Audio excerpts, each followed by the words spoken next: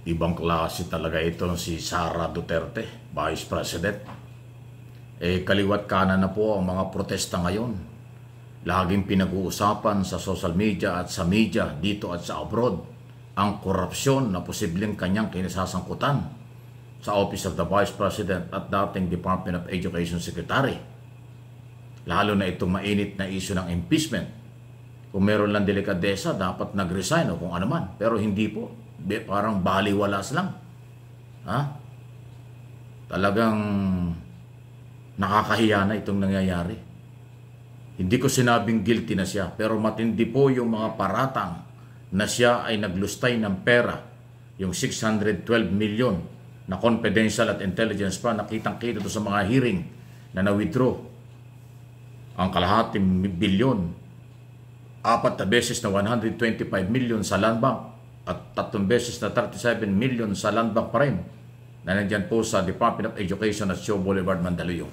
So yan ay malinaw na perang na-withdraw at hindi malaman kung saan napunta. Yan ang dahilan kung bakit betrayal of public trust na ang tingin ng taong bayan sa kanya.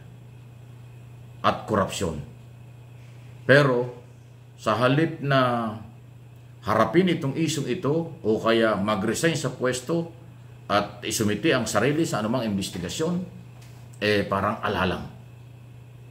Parang hindi ko humaintindihan bakit ang mga politiko sa ibang bansa may delikadesa. Bakit sa Pilipinas walang delikadesa ang mga politiko? Lalo na pagka korupsyon ang pinag-uusapan. Katulad nito, kung mayroong delikadesa si Sara Duterte, hindi na ho pag-uusapan ng impeachment. Pwede na siyang mag-resign, tapos may lalim sa investigasyon. Ganun eh. Pero hindi. Inilalaban niya at sinasabi niyang nakahanda siyang harapin na itong isyong ito ay kanyang lalabanan sa kabila ng pera ng bayan ang pinag-uusapan at pera ng bayan ang nawala na hindi maipaliwanag kung saan ang galing. At mamamayang Pilipino na po ang complainant dito.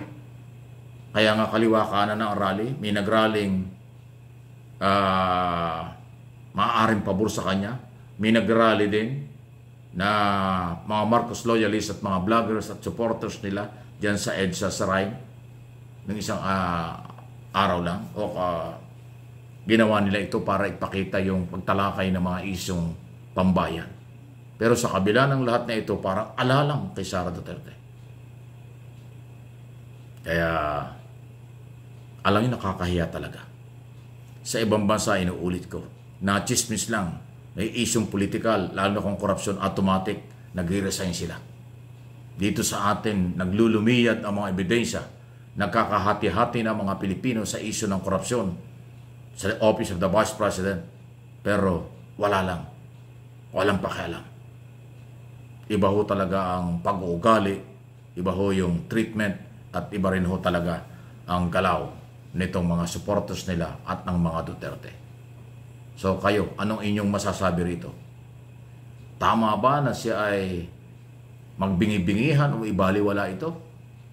O tama ba na ipagtanggol pa siya ng kanyang mga kasamahan sa paniniwalang ito'y harassment lang sa kabila ng kitang-kita yung mga ebidensya dahil umami na ang mga inutusan ng kanyang opisina kung paano mag-withdraw ng pera, saan dinilang pera at nawala, at marami pang iba. Pera ng mamamayang Pilipino ito, pera ng taong bayan ito. So talagang ultimong naging national issue na.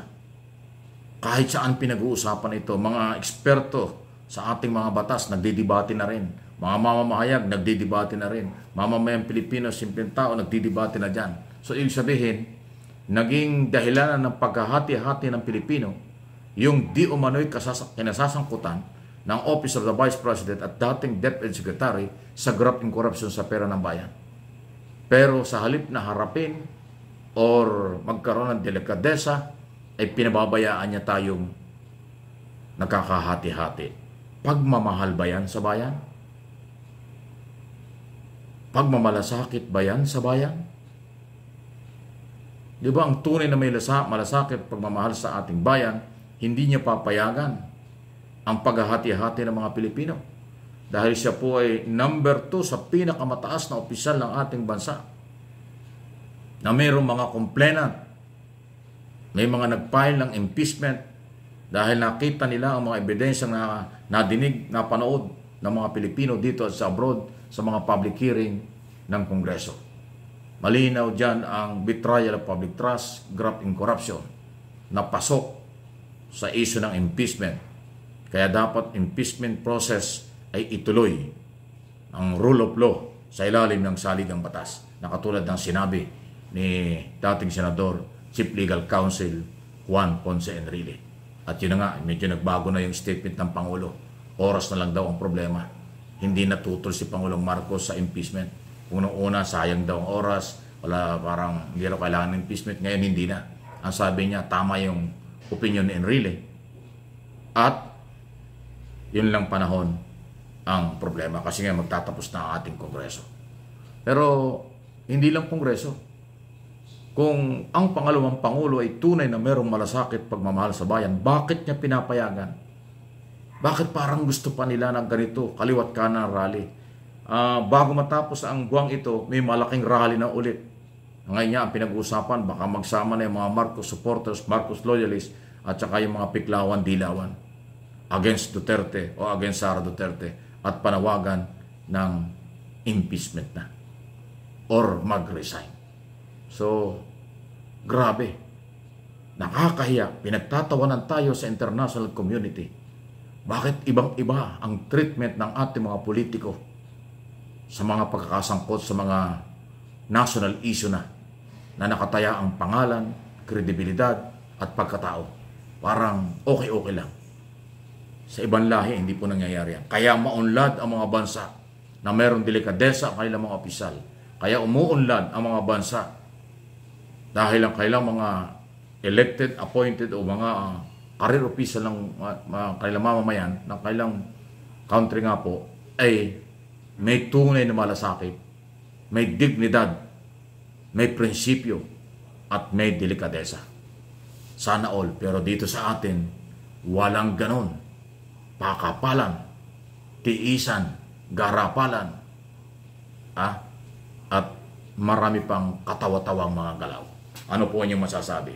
Please like, share ng ating video dito sa MA Pinoy TV at pati ito sa aking isa pang channel, Mike Abe Opinions. Marami tayong mga topic dito everyday. Kaya pakishare po ninyo at nang makarating sa iba nating mga kabayan ang mga isyong pinag-uusapan na dapat nilang malaman dahil bahagi ang mga Pilipino kahit saan lugar kayo nandoon dito sa ating bansa. Kahit mga OFW kayo, kahit nasa abroad kayo, bahagi kayo ng Philippine government at ng mamamayang Pilipino. Kaya lagi kayong merong karapatan dito sa aking channel at aking ipinaglalaban, paninindigan, mahalin natin ang bansang Pilipinas.